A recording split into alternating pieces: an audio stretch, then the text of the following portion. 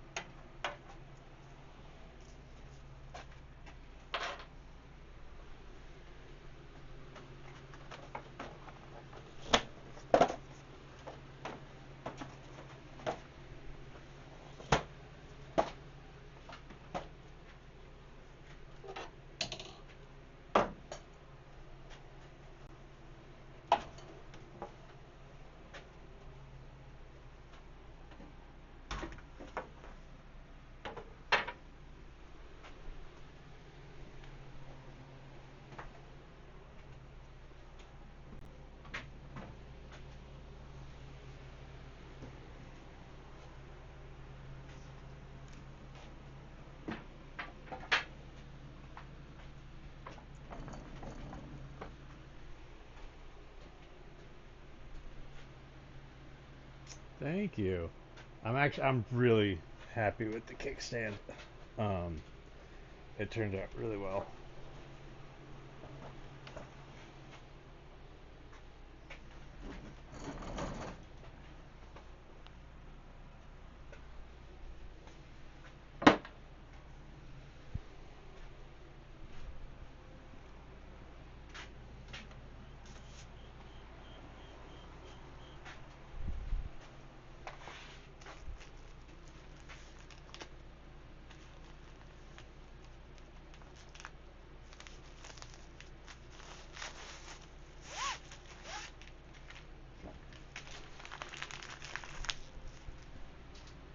I just realized I left somebody else's stream running in the background with the audio off. Oops.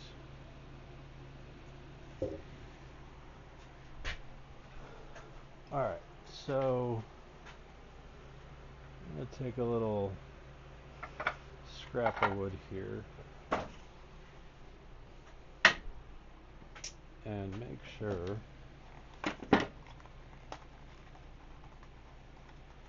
that the staples go through well. I don't have to drive staples into white oak very often, so.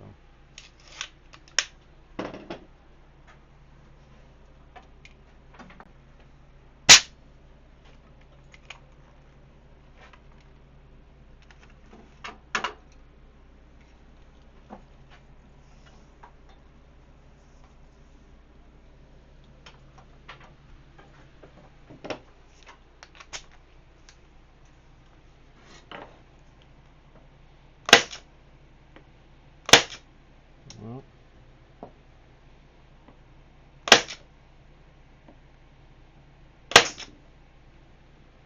looks like I need to raise the pressure a little bit.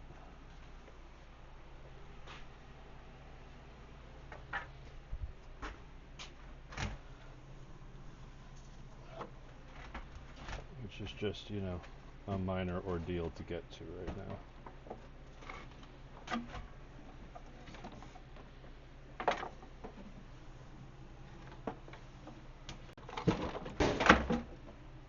Ooh.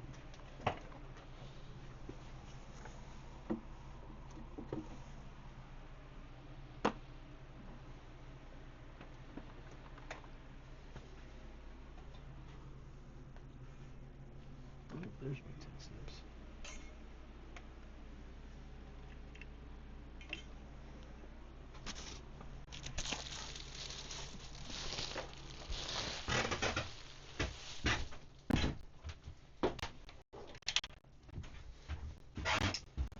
What are we up to yet? Oh.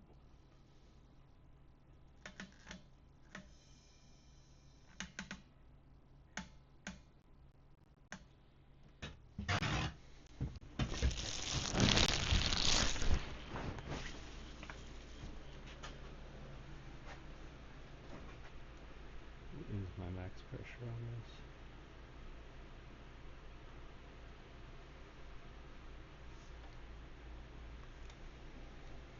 There we go.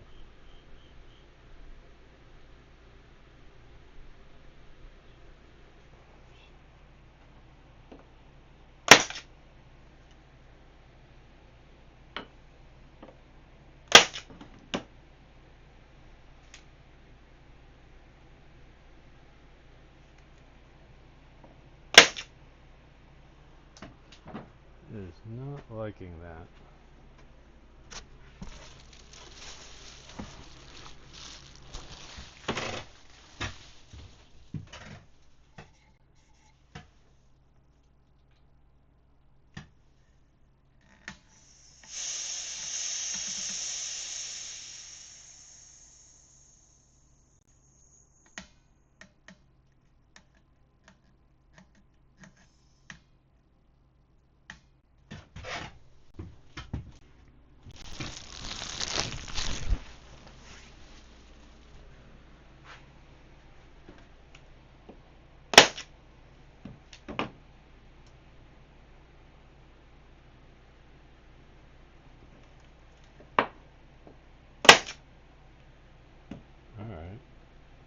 that side it went fine. Maybe it's just this piece. Let's try another one.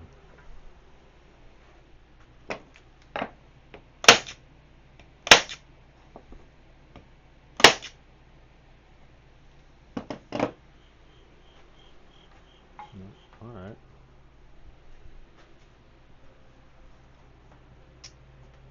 Well, in that case,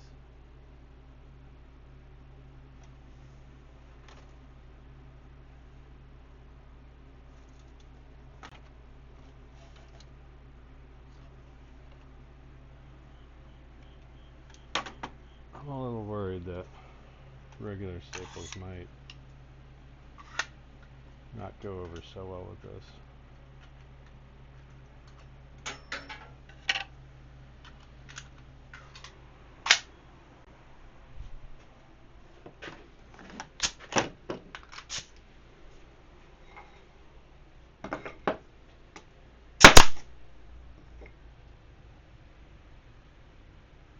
Alright, normal staples went through.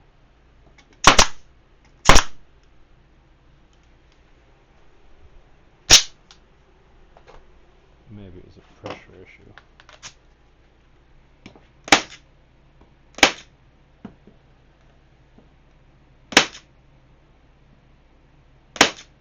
Okay. Now it seems happy.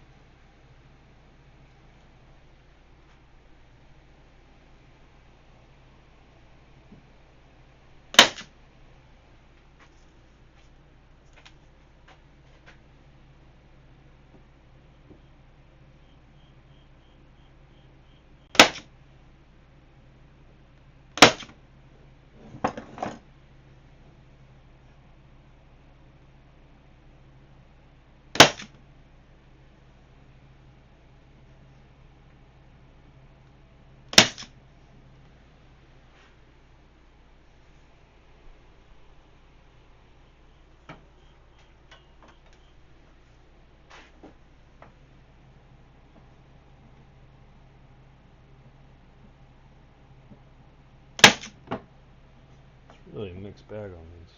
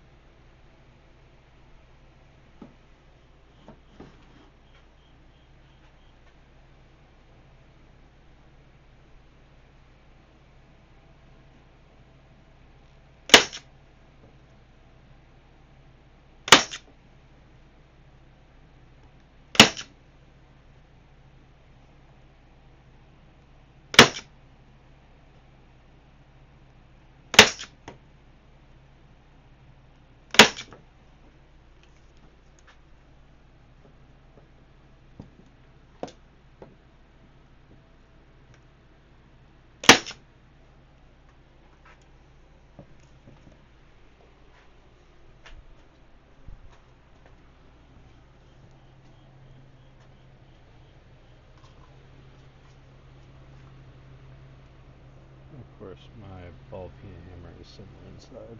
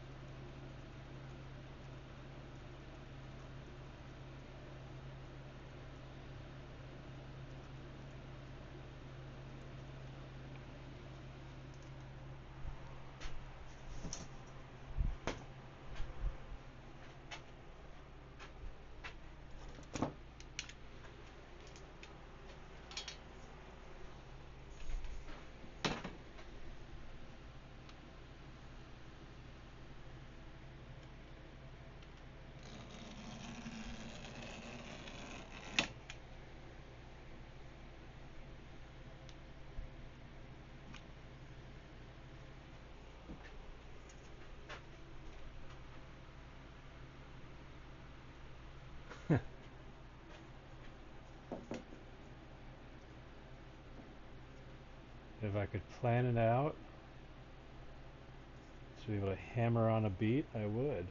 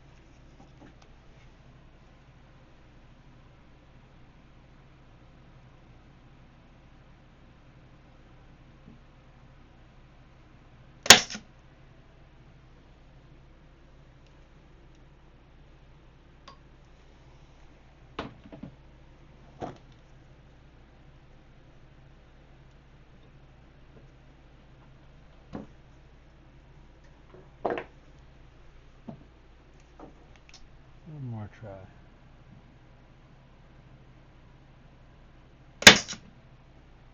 There we go.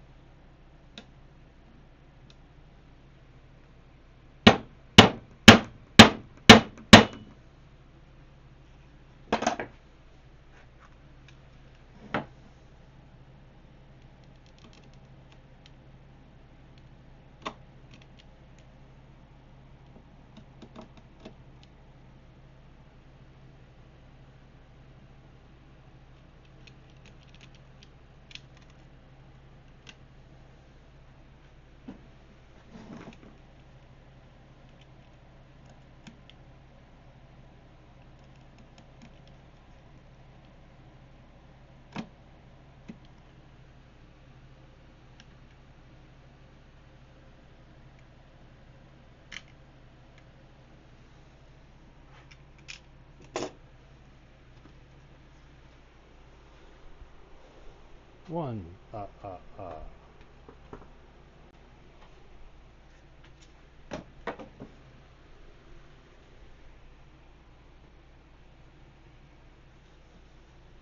nope.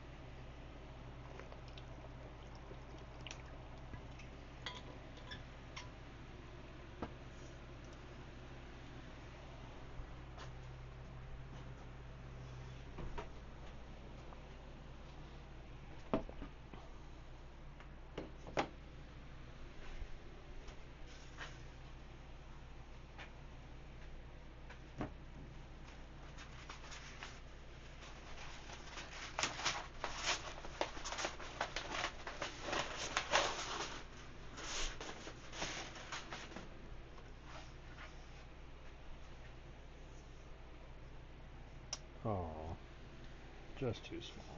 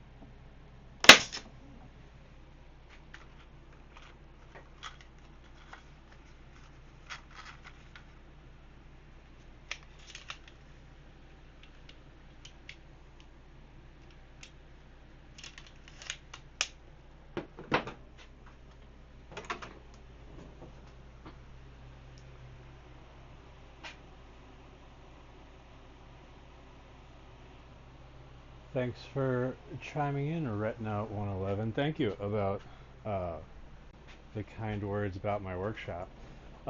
It's small, but it does most of what I want to do. This is a catio, absolutely. It's not for my cat per se. It's for my partner's cat.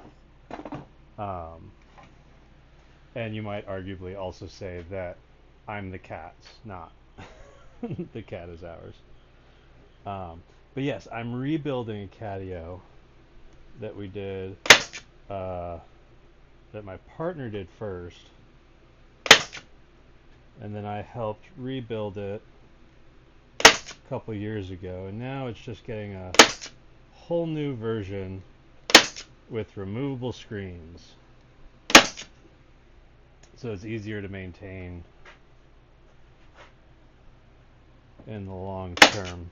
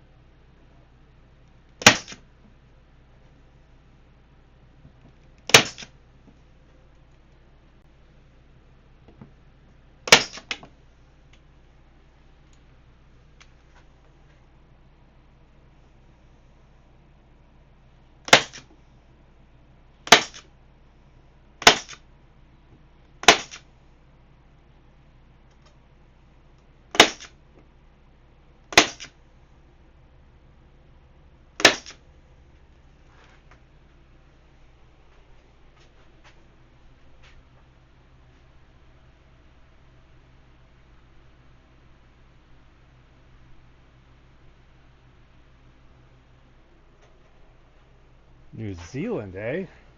That's pretty cool. Um, yeah, I mean, you might not have many cats in New Zealand because you don't have, or you do have too many predators. I mean, a cat will go after any sort of small little critter that it could make supper, so it would, have plenty of things to go after there. But the New Zealand government might also be better about controlling what sort of animals come in and out of their country.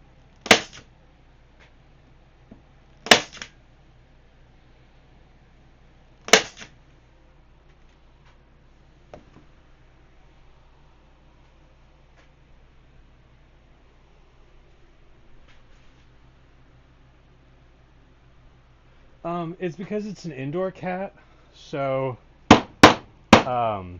cats are inherently predators. So if it gets out, you could, I mean, from an ecological standpoint, you could call a cat an invasive species. Um, because even here in America, in the United States, there really aren't that many natural predators for it, and a lot of animals here don't have good, defenses for cats. Because we introduced house cats to North America. Um, there were obviously bobcats and cougars and mountain lions here already, but they had bears. But now we don't have that many bears, or wolves for that matter. So big cats don't really have that many predators aside from humans.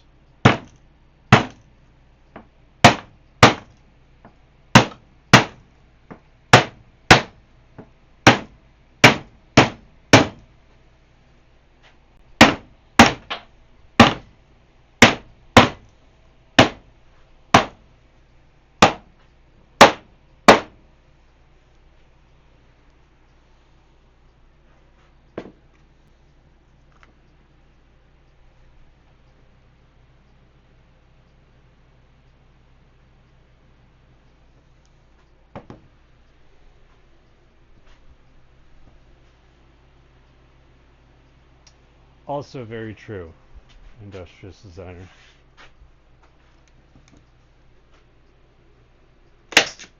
The amount of roadkill that we get here is pretty staggering.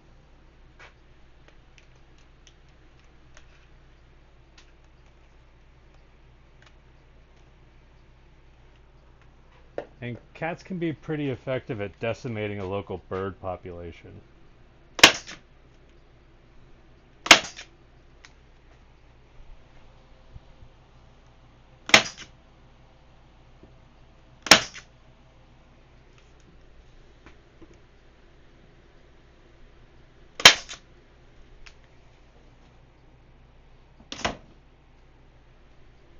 I was curious.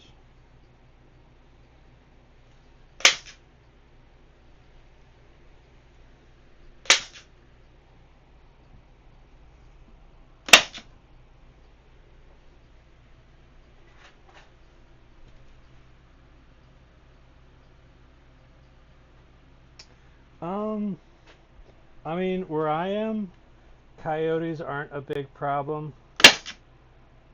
Foxes are a little more common than coyotes, but we do get coyotes now and then. I'm not sure why we don't have them regularly.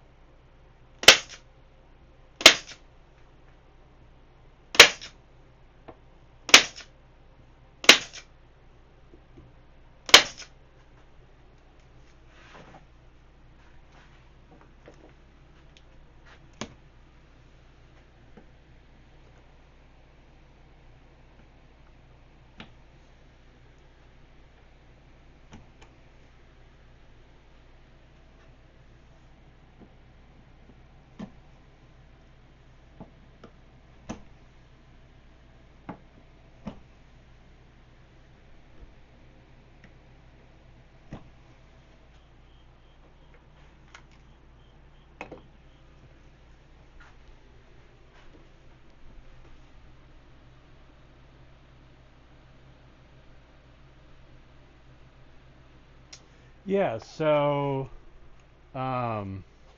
yeah, I guess you can see the bandsaw over there in the camera. I got a bandsaw, planer, that's a chop saw, miter saw, sliding compound saw.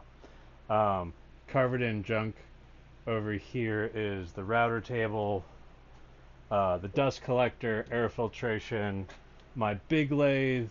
Tucked over there is my little lathe, table saw, and then assortments of hand tools, power tools.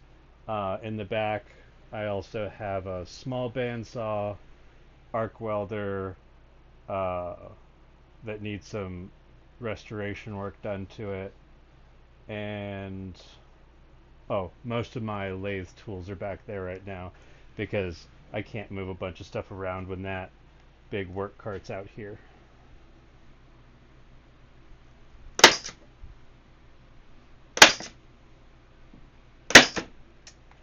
And then tucked over there, I also have belt sander, disc sander combo, and 2 scroll saws. So I have a lot of stuff packed into my little space.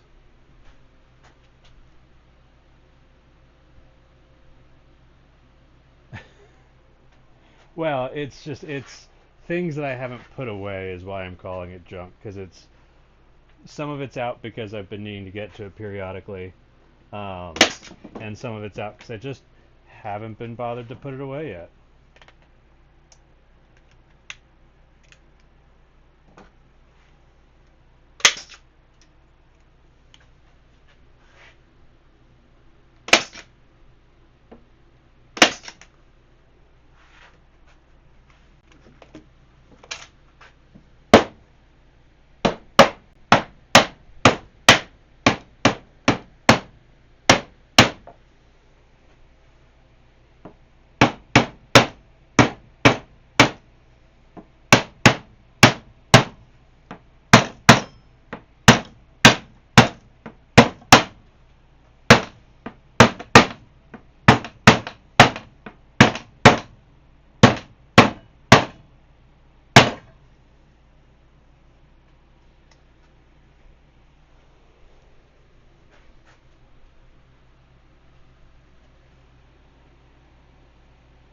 Yes, absolutely clutter with potential.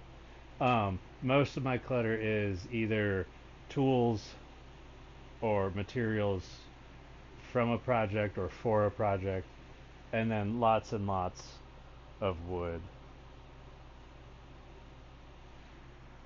Um, so I'm hoping with doing this channel of kind of forcing myself to get to more of the materials, because you can't see it right now, but my other workbench is covered in partially in-process wood, and then I have a pallet by the garage door that's stacked about a little over 5 foot tall, actually about 5'8" tall, of wood, big chunks of tree trunk that I need to get around to turning into something.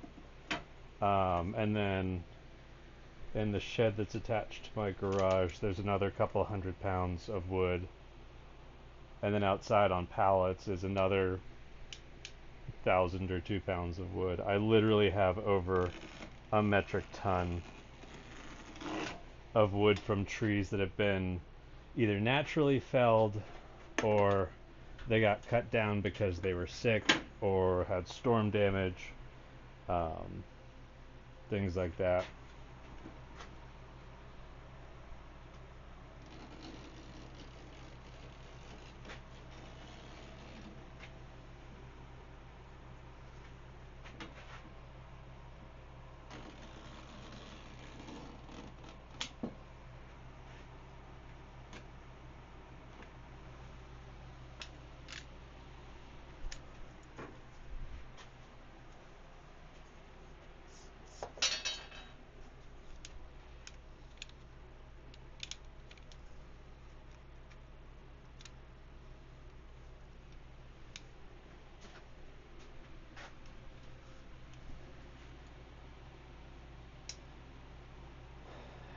Yes and yes. Um, my day job is I work for a university teaching safe use of tools to college students that are in design majors. So um, graphic design, architectural design, industrial design, students trying to keep them from, lopping off things that they're attached to. Um, I don't, I do contract work for people for side projects, but it's not my full-time job. I would love for it to be my full-time job, but selling bowls and bottle stoppers and tool handles is not the best living if you don't have another income to rely on. But one of my hopes in doing Twitch is if it takes off, my partner and I are starting a manufacturing worker cooperative, which incidentally, its first product is going to be a cat geared product. It's not a catio, it's actually a cat tree.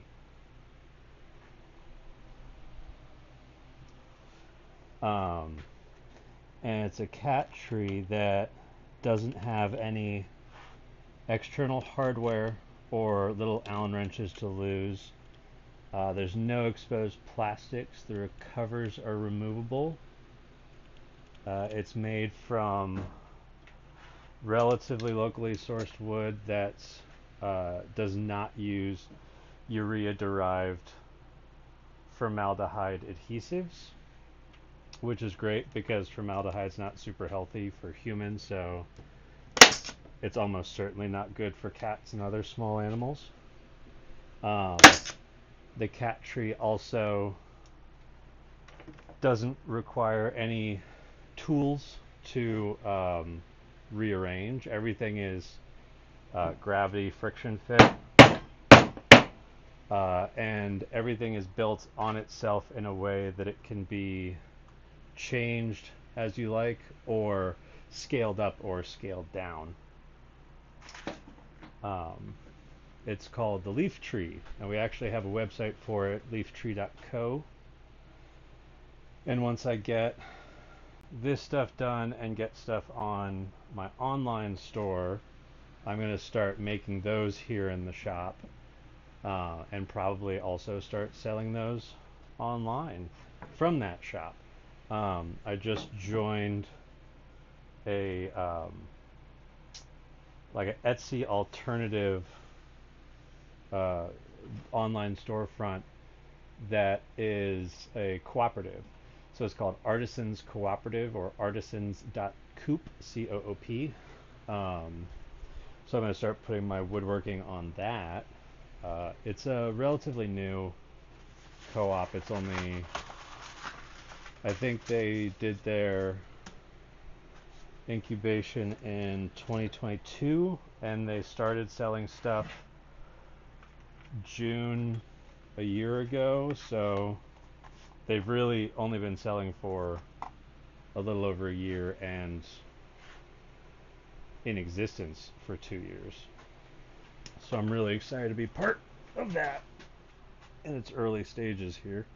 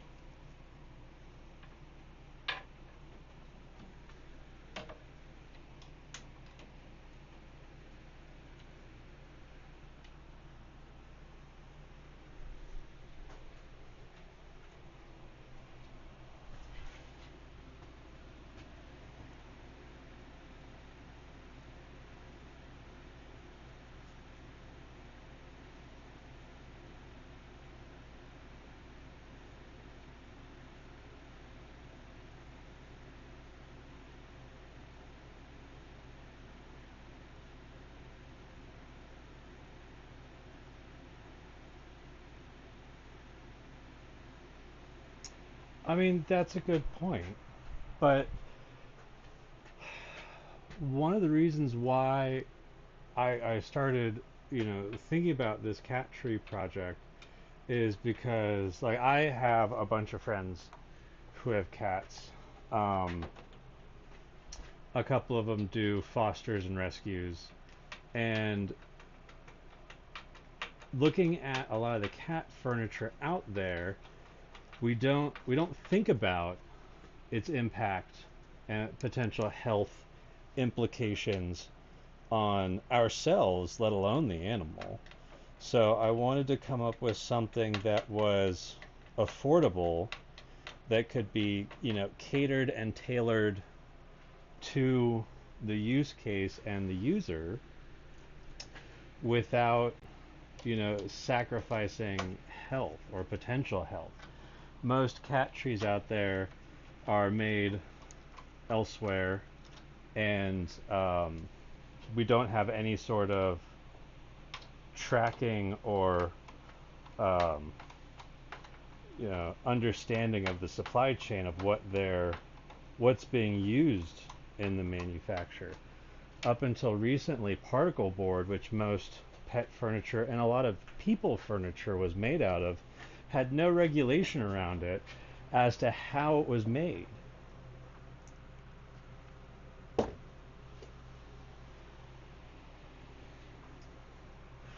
So when you don't have that kind of regulation, and companies aren't required or encouraged to tell you what they're putting in their products, like, you don't know what kind of health hazards you've been exposed to your whole life.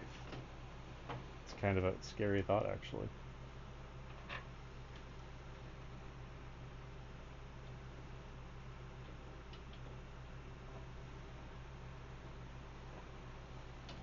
So the long and short, I wanted to have that kind of thing in mind, but also make it so it wasn't just a piece of furniture for the ultra rich.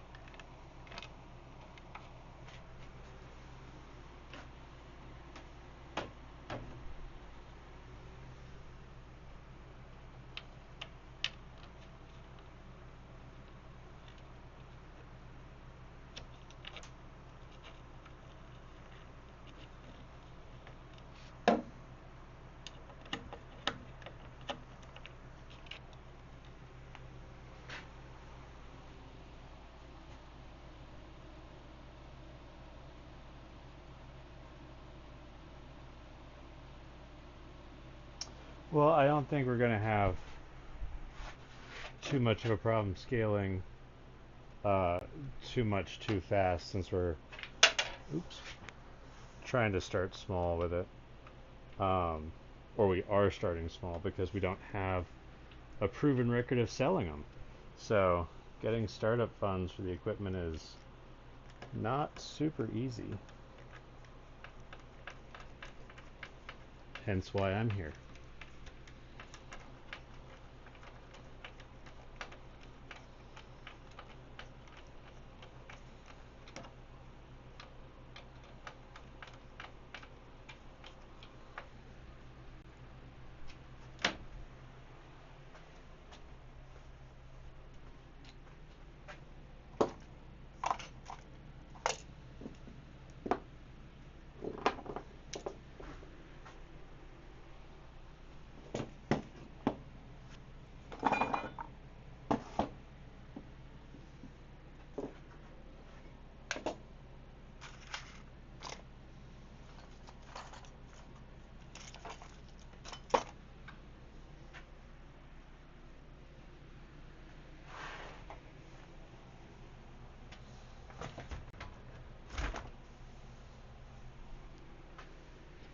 I seem to have lost a screw. That's nothing new.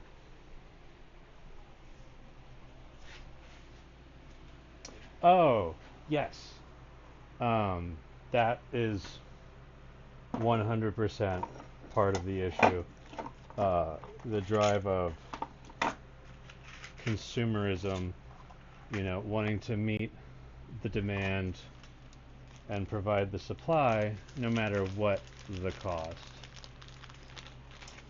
And now that there have been incidences of health-related occurrences, just like with asbestos. Asbestos was originally marketed as this miracle material because it had good soundproofing, it was a natural material, great flame retardancy, great insulation properties. You could mix it with concrete and make more fire-resistant concrete, but when it aerosolizes, it's highly carcinogenic. The amount of cancer that asbestos has caused is staggering. And it wasn't until years after we started using it that we started realizing it, because we just went, hey, there's this really cool thing. It does awesome stuff. Let's put it in everything.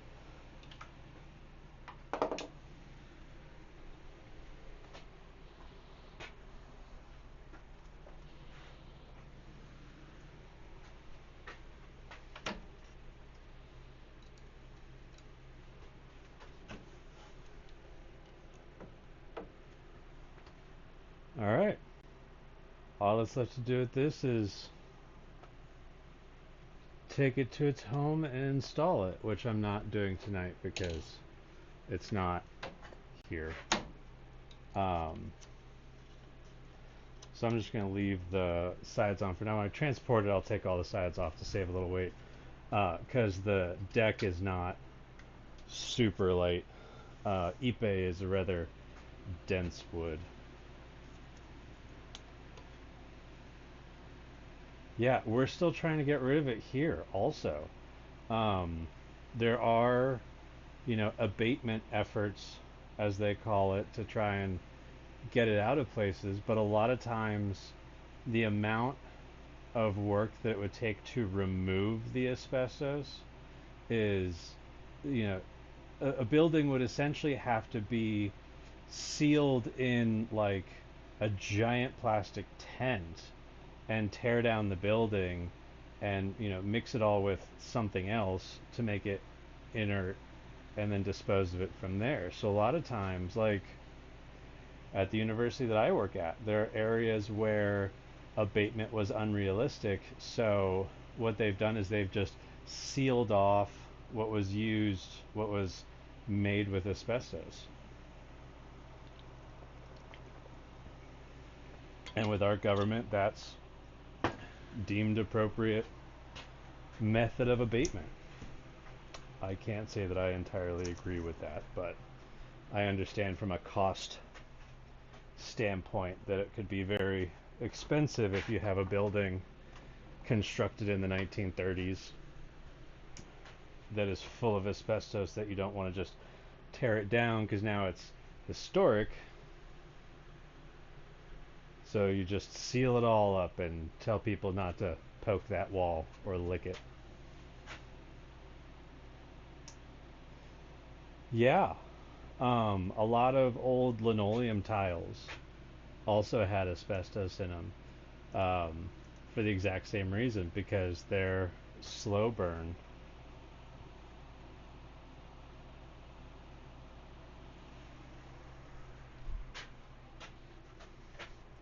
Okay.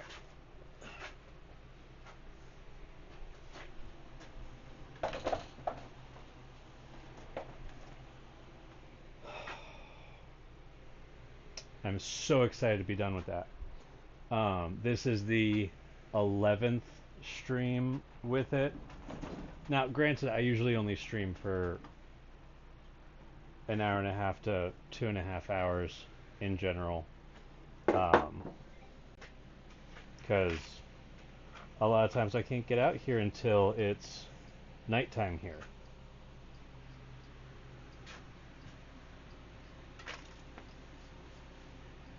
Hmm.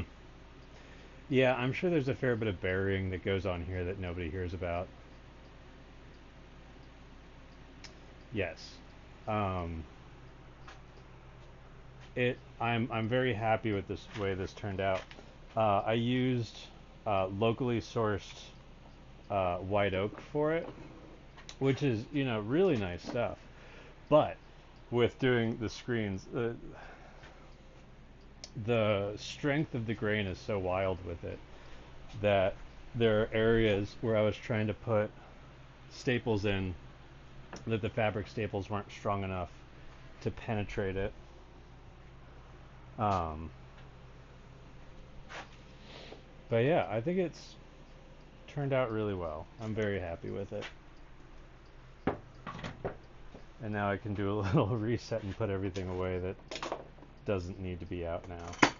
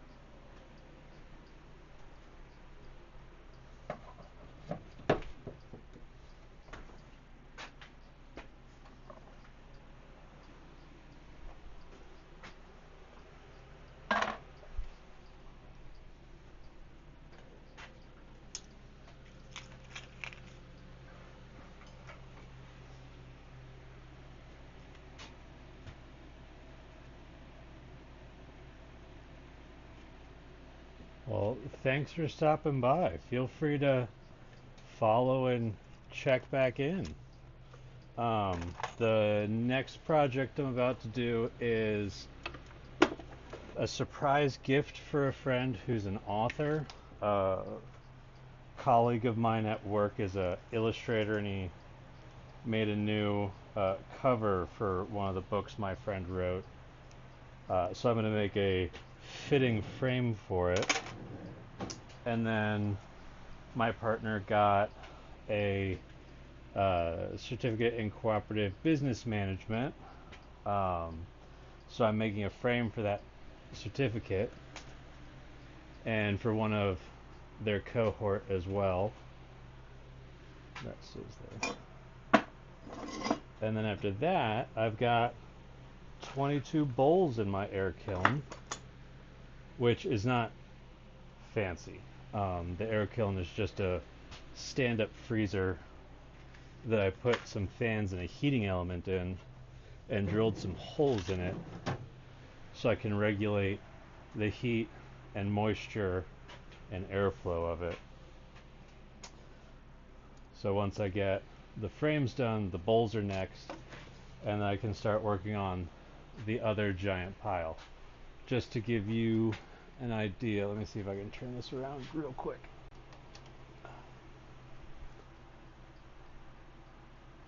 So that's some of the other piles. There's back there, small exotic, non-natives. All of this stuff is local to where I am. All that is oak that I got local. Um,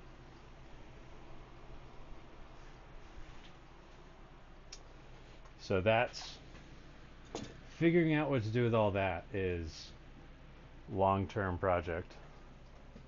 Most is going to be bowls, bottle stoppers, stuff like that.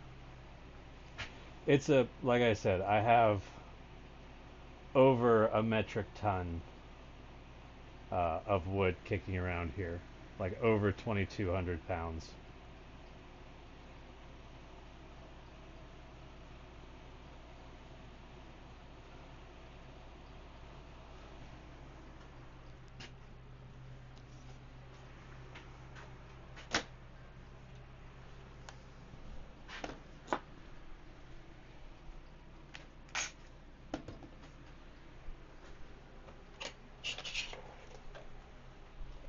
Well, and I hope you'll be able to get yourself a little shop someday where you can do little projects or big projects. I mean, in a shop this size, before I moved to where I am now, I did uh,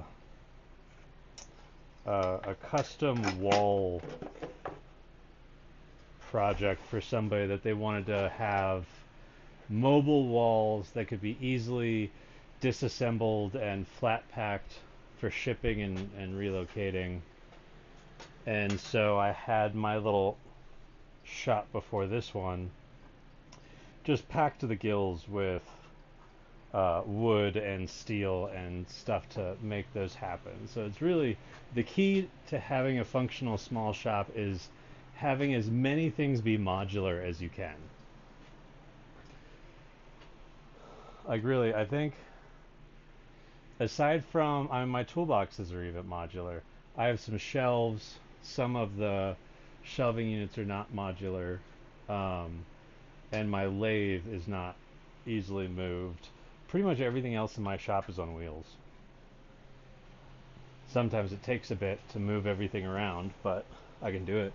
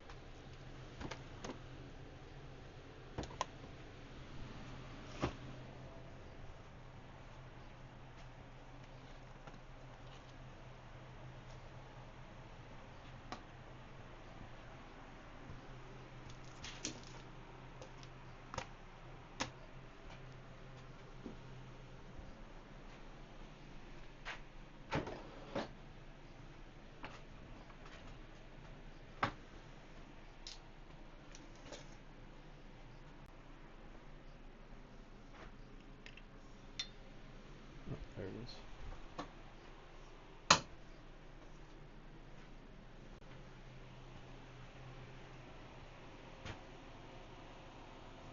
Ooh, the first piece of machinery I bought. Um, if you mean machinery as like big shop tool, um, because I had like I bought a corded drill set, you know, one of those ones that comes with sawzall, circ saw, cordless drill, uh, flashlight, and something else. I still have some of that. The jigsaw and the circ saw still work well on it, but not the jigsaw, the sawzall. Um, I mean, that was probably one of the first significant ones because it was, a big set. It came in like a case that was like that big. But as far as like shop tools go, things that don't move easily, um, chop saw. I have an old skill chop saw down there that I bought used. And after that, it would have been my small bandsaw, which I actually still have, because it was so amazingly useful moving around apartments. Because it weighs like 65 pounds, but that's light enough that I could like huck it and carry it outside when I needed to. And then after that, the next big one would have been my first lathe, um, which I gave to somebody else when I upgraded, and then various other things from there. It all just kind of blew up. Um, yeah. I had just moved. Uh, where did so I got all that right after college. Like I had like cheapo little stuff right after college. Um, but then when I started having like apartments I was moving around to was when I really started building it because I was doing a lot of stuff on my own. I was working in theater at the time, doing technical theater.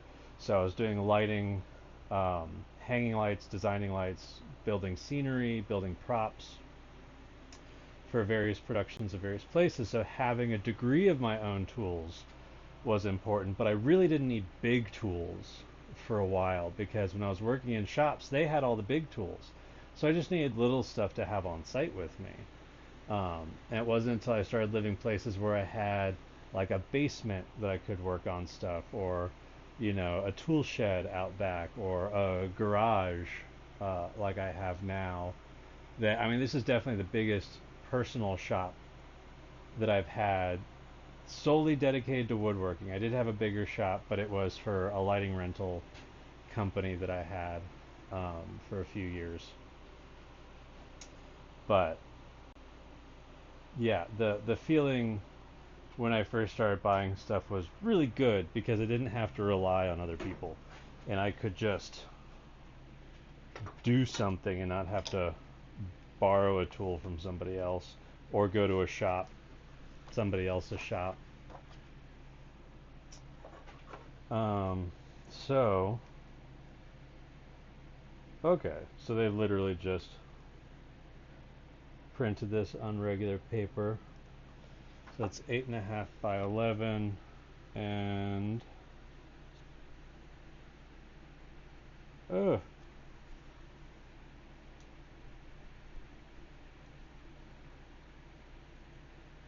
so 3/8 border on three sides, and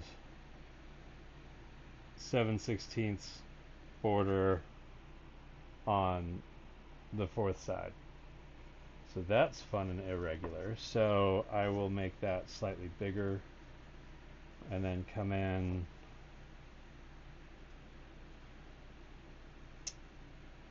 I'll come in a quarter because that'll still let the border be visible.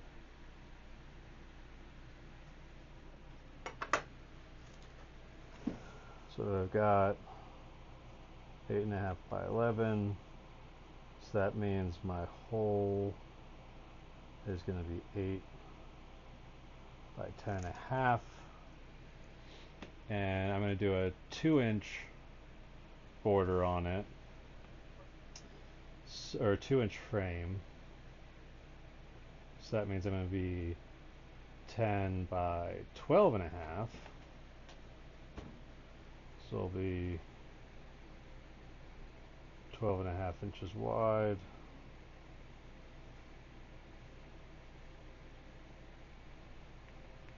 And 10 inches tall.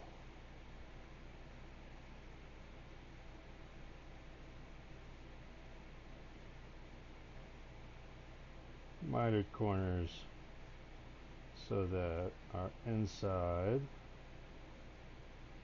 is 10.5 inches and 8 inches.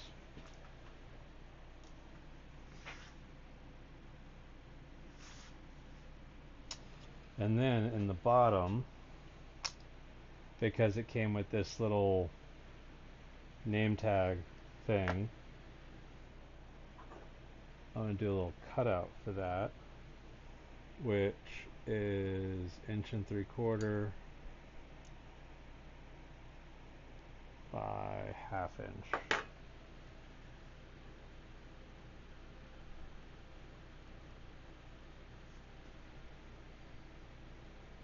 Which means I should have at least 3/4 by 2.5.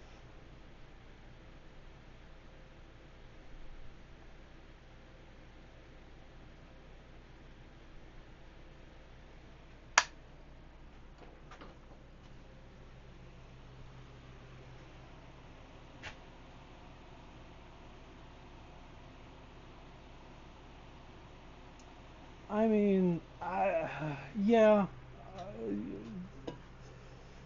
it, I really don't want to play into that, because I have some friends who are not male who would kick my butt for agreeing with that. I think just the feeling of being able to do stuff is empowering to anybody of, any gender description. But, sure, like, there are probably far more dudes that have had that feeling than any other gender, just because it's been, pushed at them, encouraged more than anybody else.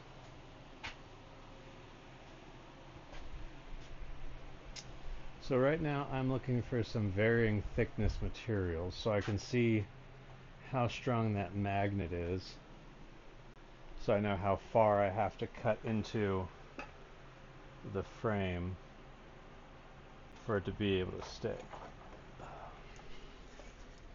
Here's a nice little variable piece.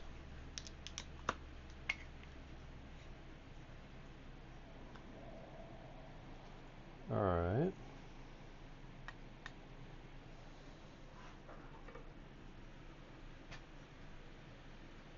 So 1/4 inch is too thick.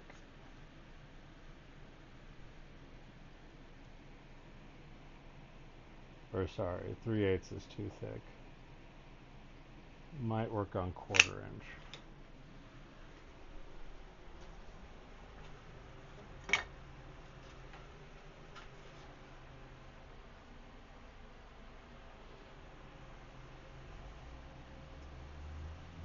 But do I have something that's 1/4 inch?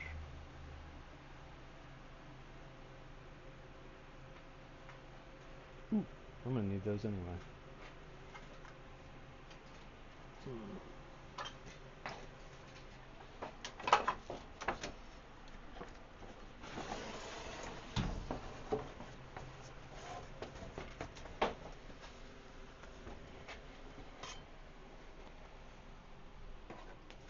There we go. Little backer board maybe.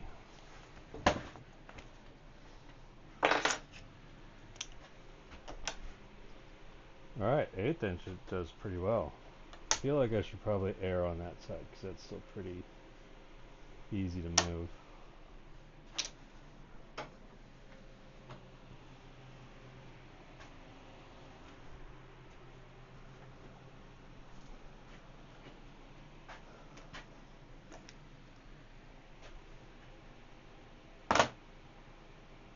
So, ooh, is that 11 all the way out?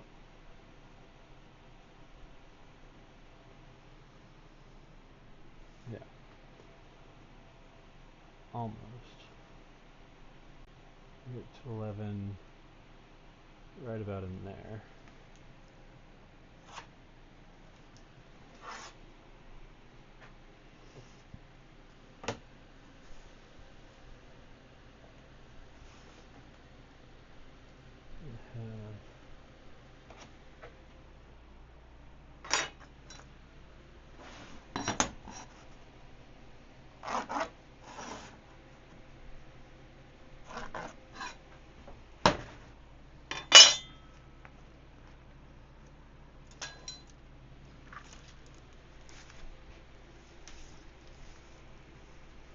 Oh, such a bummer.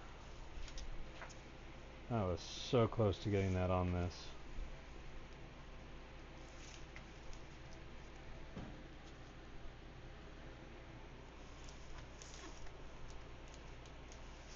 There's just too much off everywhere.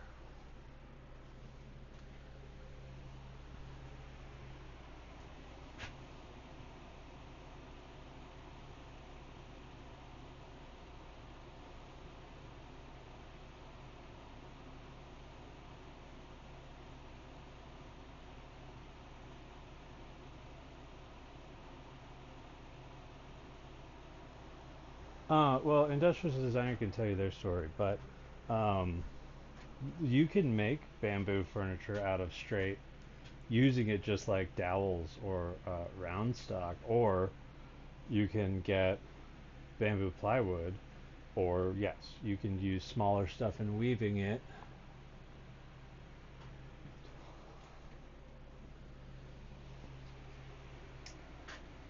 Do you still have all 10 fingers, King Louis?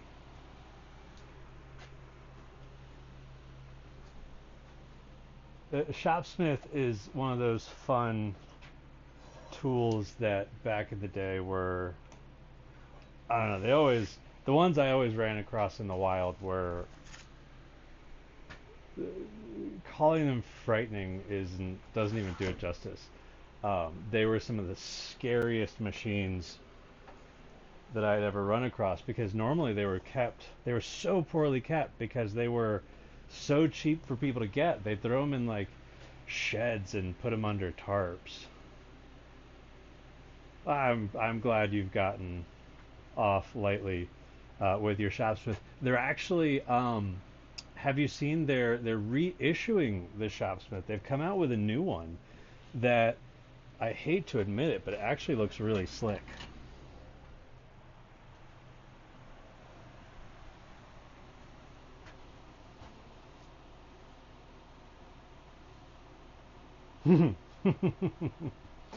Hey man, tool belts can be very empowering.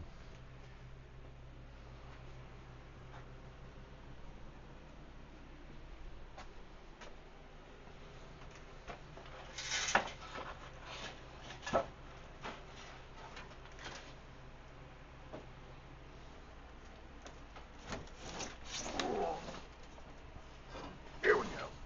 Come on.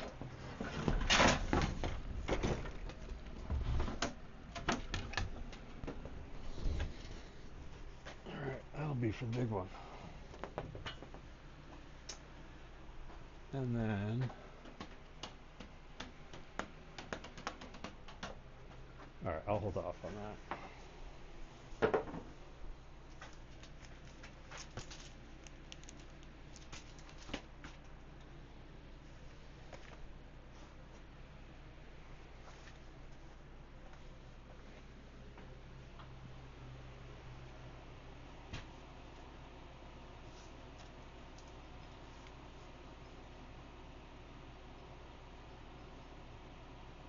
Wow. King Louis, do you still have your Shopsmith that you bought in '85?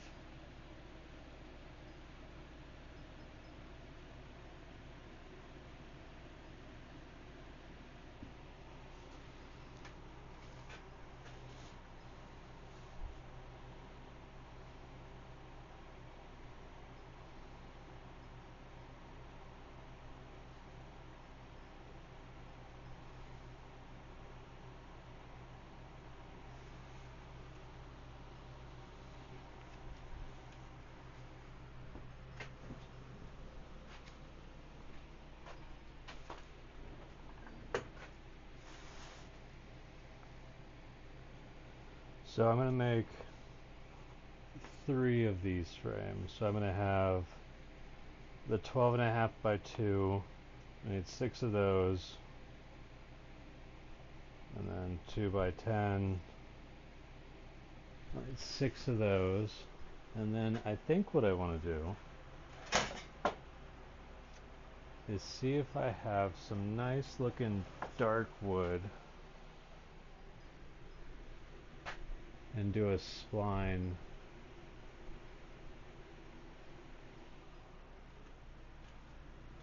cut for it.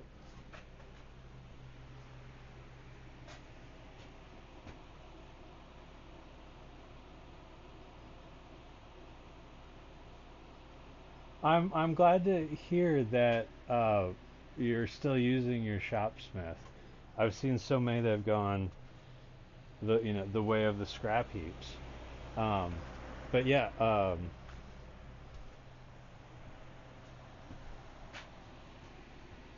Retina. It's think of it, if you know Transformers, think of it like Transformers for tools, because you stand it up and I'm looking forward to my first.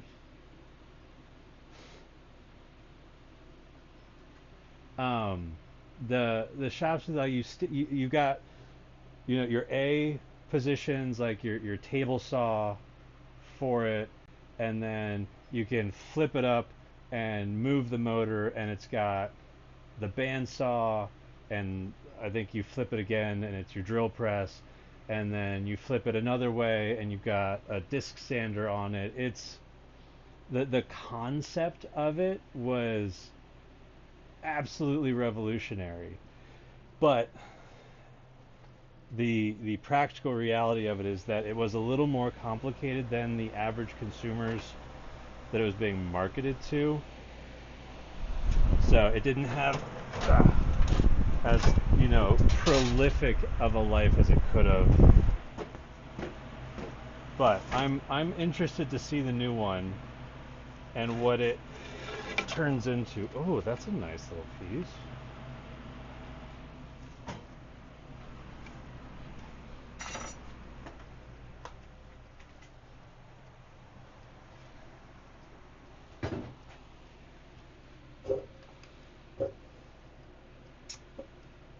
Here, let me see if I can.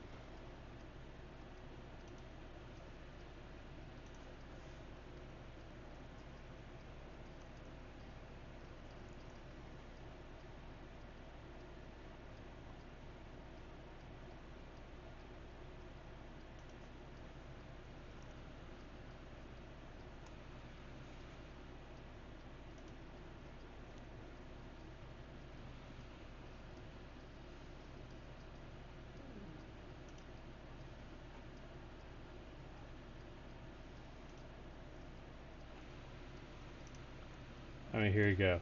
They're about to release the Mark 7, and it's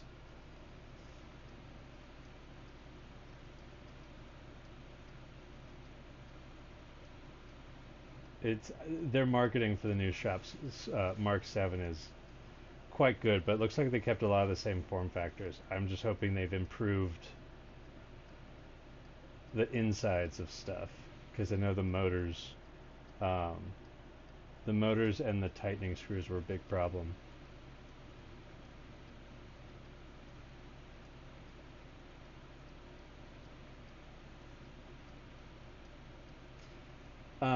Retina, yeah, it's definitely a slow grind. I mean, I'm still, trying to get stuff. I do a lot of auctioning, and buying stuff from flea markets and yard sales and stuff if it seems any good. Like my this lathe is a 1943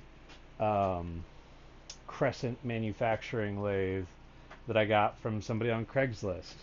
My other smaller lathe, my Delta 12-inch lathe, was another. No, that one was an auction buy. No, I'm wrong. That one was from a guy who cut off all of his fingers um, on a table saw right before he retired. Very sad story. Very nice guy. But I got my small lathe and a bunch of clamps and stuff from him. My big bandsaw was Craigslist. My planer I got from a great uncle who was also a woodworker after he passed. My portable chop saw is one of the few new tools, large tools that I have uh, bought recently. My table saw I got from an auction. I streamed working on that a few weeks ago, getting it, reconditioning it because the table is all rusted to snot. I'm going to build new wings for it. I did I laminated up some maple for that, and it got all janky because our seasons here are, sometimes they have pretty significant mood swings, and I didn't get to it before it started warping horribly before sealing it, so I have to start over with that. Um, but I found some very nice purple heart in my stash of exotic woods. That was something that I picked up on a clearance sale somewhere. That looks like a Rockler hardware. I've just been waiting for something to do with it. It's a little, it was on clearance because it was already starting to cup a little bit when I got it, but I figured it would be good for small accenty things. So what I'm going to do with it is I think I'm going to make the frames out of the white oak because, you know, I have a bit of it. So I'm going to do mitered corners on it, and then from that, well, that's my pencil over there. That's why I always have 14 pencils around. Once I have the mitered corner, I need to make a jig for a sled so I can cut the corner,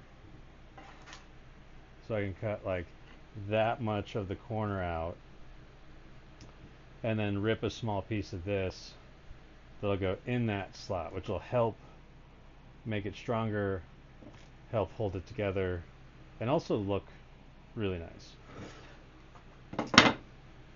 So if I'm doing that 3/4, I will probably just need like a little 1/8 of an inch sliver of this, which will be easy.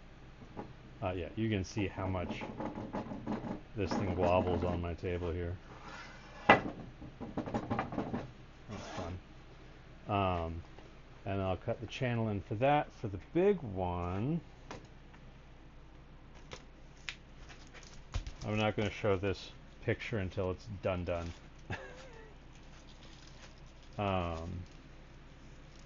The big one is 15 3/4.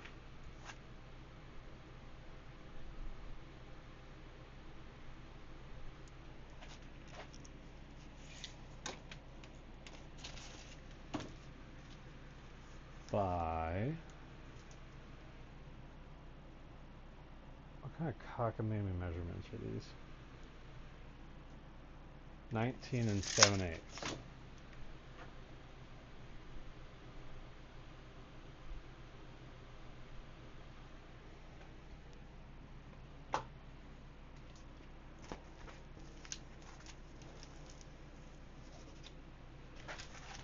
So I need, I guess, because that's 1 3/4, right? Yeah.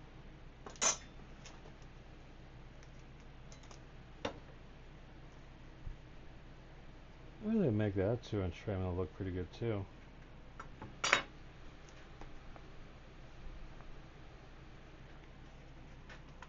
But I'm going to come in, not a whole lot. I think I only want to come in about 1/4 inch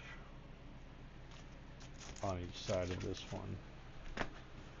So that means the opening will be 15 1/4 by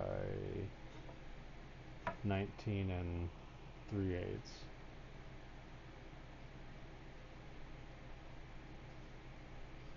So that means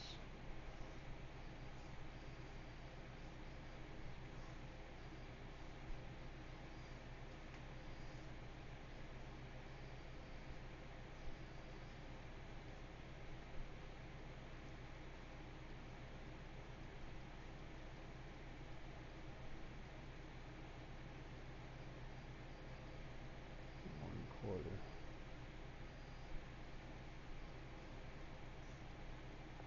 And then we got 17 and a quarter. No. 19 and a quarter. And I messed up on that too. That should be 11 and 13. So 23 and 3/8 inches.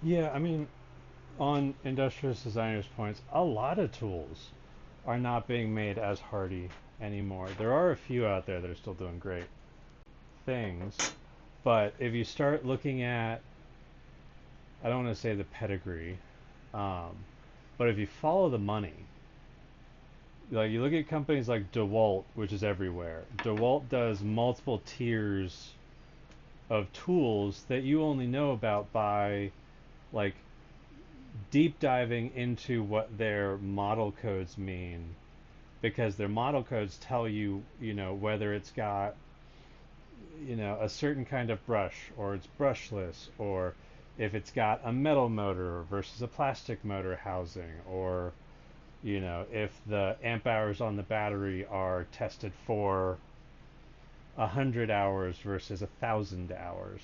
And when you go to like a tool store, not like a box store, not a consumer tool store, like a tool supply store where contractors buy their stuff, and you go, oh, this, you know, DeWalt drill is, you know, $210. Why would I get this when I can go to Home Depot and get the same thing for $100 or whatever they are now?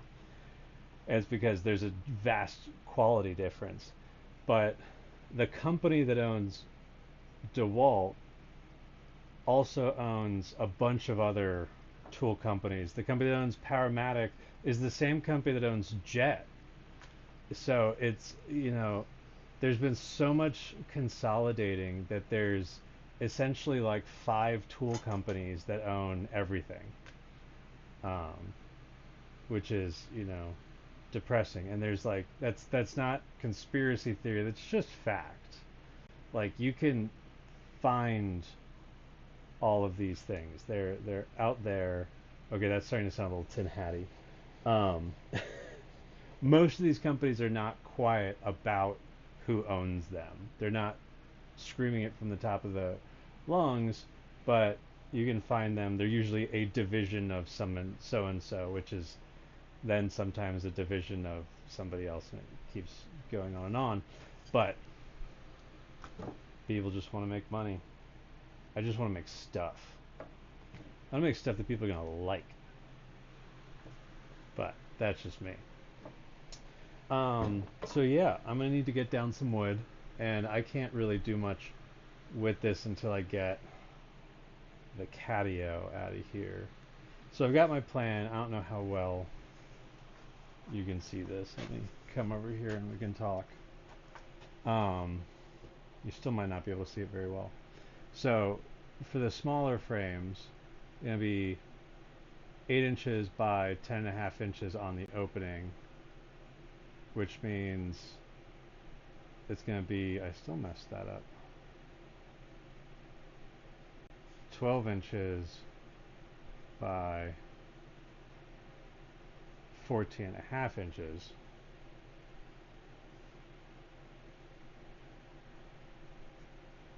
to account for the 2-inch wide frame. And the big one, the poster's 15 3/4 by 19 7/8.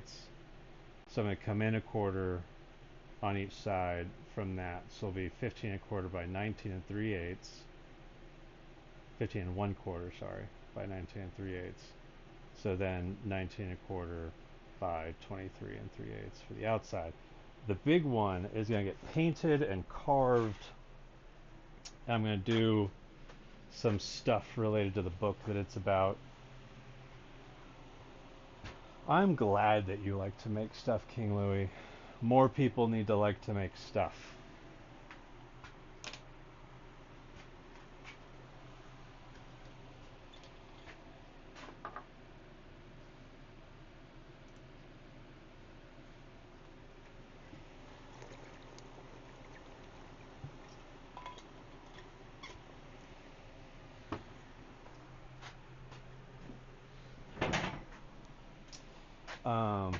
What else can I tell you about this next one?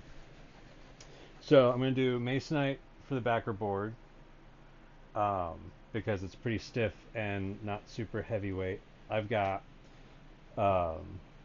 essentially marine grade acrylic or polyacrylic, polycarbonate. There we go. There's the word. That's going to go to cover them, to protect them. And then I'll have to do some sort of small mounting on the back side, probably just something a little to provide a little friction for everything. What was the okay, so so with the smaller frames I'm making, it's a certificate for program completion for a certificate in cooperative business management, and it came with a magnetic name badge that people who get the certificate or graduate from the graduate program can wear when they're out at events or outreach things. One of the big mantras of cooperatives is cooperatives cooperate, and that also means that cooperators cooperate cooperatively with other people to cooperate with cooperatives. Sorry, that got away from me. But so that means if there's outreach events or they're trying to find people in areas to either get involved with cooperatives or get involved with the program and look at doing a certificate or a master's, you can wear your ambassador little name badge. So the one that they sent, so that you don't mess up your blouse or shirt or sweater or whatever, is magnetic. So I'm going to cut a little channel in the back of it so that you can put the magnet on the back side and then the badge on the front side. So not only are you displaying your certificate, but you're also showing your ambassador status. And it's also a great way to not lose your badge. Yes, it was a mouthful. But I love me some cooperatives. It's a great way to operate because it's it becomes more about the people who are doing the work than some faceless entity who's taking all the money. And it's not that I want all the money. If I did, I wouldn't be starting a cooperative. I wouldn't be a member of 3 cooperatives now. One's a food co-op, one's a investment co-op that helps co-ops get off the ground and get started. And then the third is the Artisans Cooperative that I just joined recently so I can start selling my stuff on it.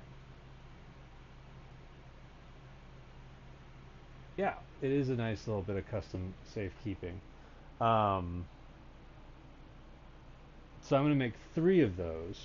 One for my partner for their certificate, one for a member of their cohort, and then one that I'm going to put on the artisans.coop website once I get that stuff up. I went through the other week and cataloged all my back stock of stuff.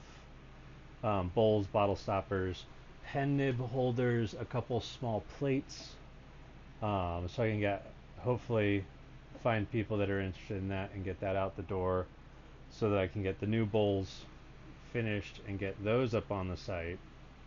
And then I'm going to put the third frame on the site as well. And then I'll hopefully just keep kind of putting stuff up there. Um, if you're bored and want to check it out, thanks for the stream. Gotta run.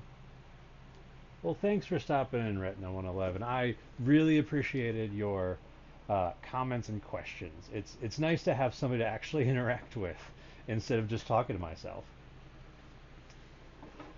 Which I'm fine talking to myself too. So yeah, I have my plan for the pictures. I've got that set out. I think I have everything. I don't need to run out again. Like 6 times like I did for the Catio to get stuff. I will need to make a sled so that I can cut the corners. So that'll be just a simple so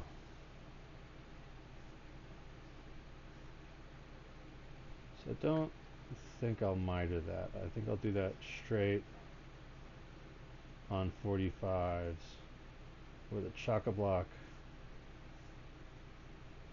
and a board so that and then longer slit around it so the table saw will just come through like that. And then I'll make another little block of hog's trough. It'll sit in it and come out on the 45 so I can clamp that down and then clamp the frame to that as a fence as I slide it through, rotate it, slide it, and keep going with that. So that will be next time's project. I'll get that figured out. I need to pull the table saw back out so I can get my distance from the blade to the miter track. I might be able to just have it ride in both miter tracks. That would be easy. It might be unnecessarily big though. So I'll just get those two running that way. Yeah, exciting stuff. The bigger frame is going to take a little more time once I get it together just because all the carving and stuff in it. But I'm happy to have all that figured out. I'm happy for the good company that I've had so far during the stream. But that's what I got today. I don't have if I need to do way too much shifting of stuff that would dislodge camera and arms and rearrange tools and whatnot to be able to get the table saw out to start doing the sliding jigs. That's where I'm going to call it for tonight. Tune in next time. I will be doing everything that I've just been babbling about with the picture frames and the miter corner sled. Okay, fine.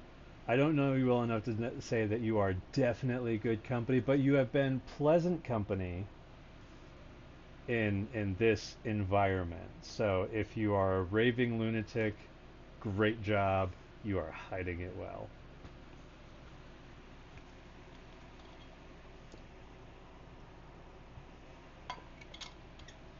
But anyway, Industrious Designer, King Louis VII, Retina 111. Thank you guys for being here and hanging out. I'm going to shoot for 2 days from now, being back on. If I'm lucky, I can be here on earlier in the evening than I was tonight. If I'm lucky and can get out of work, thank you, King Louie. I'm very happy with the way that it's turned out, and now I just need to hang it on the side of a building, uh, where it's supposed to go. Yeah. So thank you all so much. We'll see you next time. And thanks for watching. Feel free to, what kind of wood? You're still going. The wood is white oak. Predominantly, the deck is ipe. For the picture frames, they're going to be white oak, and the spline joint in the corners are going to be purple heart.